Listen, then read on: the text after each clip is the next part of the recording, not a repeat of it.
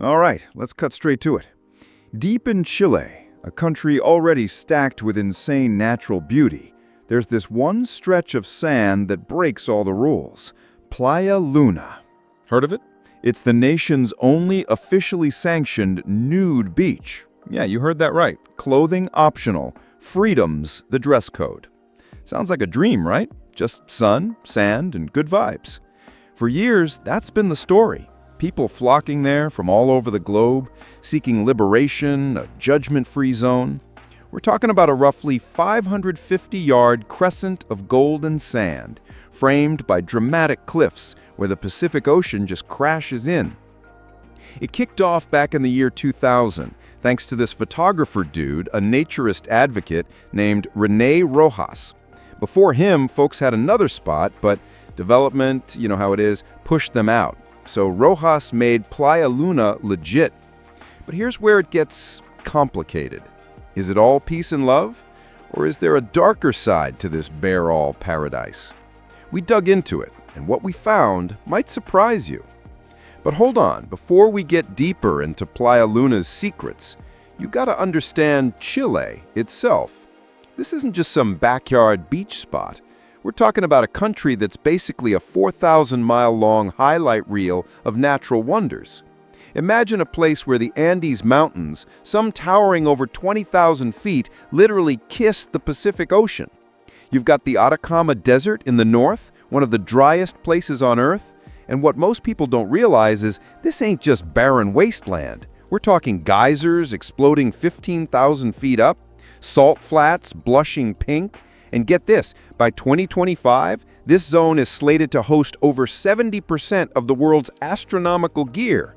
The night skies there, unreal. Like you can see the Milky Way with your naked eye, almost like a highway across the heavens.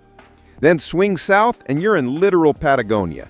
Think Torres de Paine, those granite spires that look like something out of a fantasy epic, stabbing the sky above electric blue icebergs. You can trek the legendary W Circuit, kayak past glaciers that groan like ancient beasts, and scattered all over are volcanoes. Over 300 of them, many still active, drawing adventurers and scientists alike.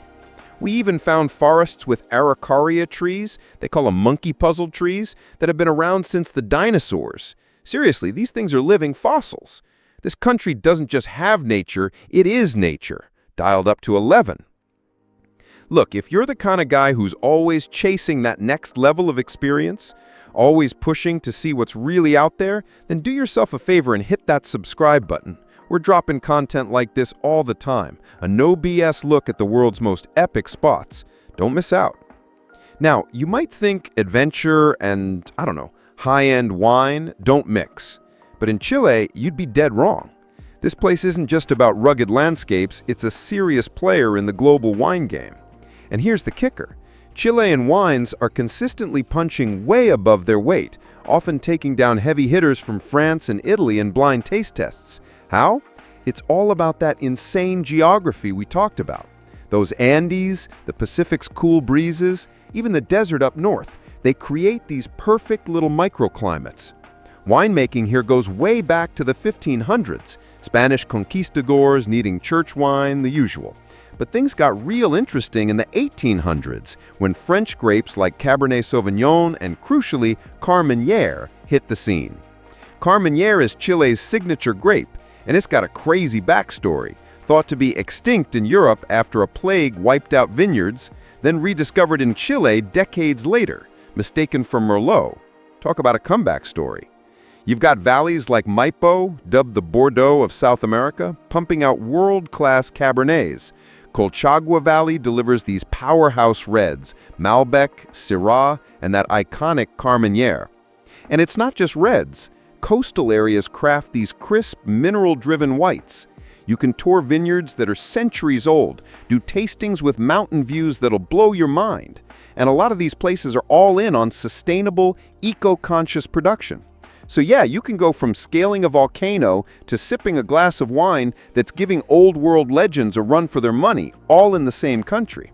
Okay, so you've hiked, you've stargazed, maybe you've even sampled some world-class vino.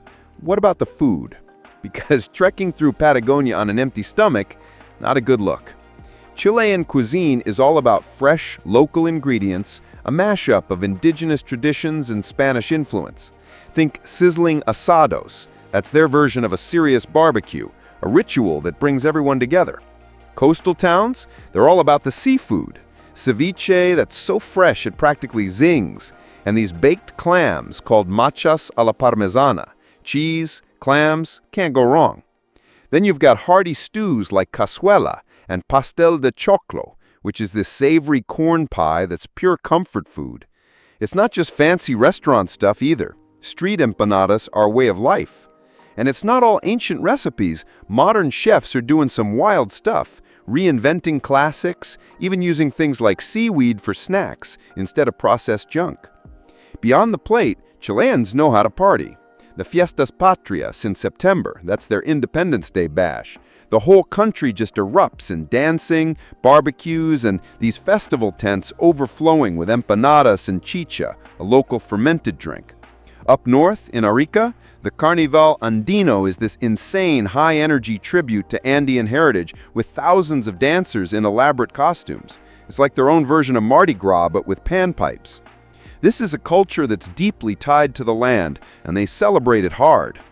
So, Chile sounds pretty epic, right? The landscapes, the wine, the food. But what's the catch? What if you're thinking, man, I could actually spend some serious time here, maybe even live the digital nomad dream? Let's talk brass tacks. Cost of living.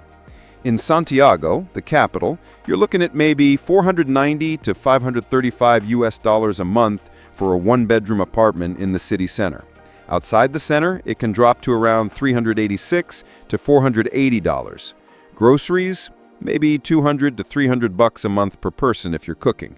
Eating out is reasonable, a casual meal for $8 to $12. So it's not Southeast Asia cheap, but it's definitely more affordable than most big U.S. cities. And for U.S. citizens, good news. You can roll in visa-free for up to 90 days. Planning to stay longer, work, or study? There are visa options, but expect some bureaucracy. Think a couple of months for processing. Now back to Playa Luna for a sec.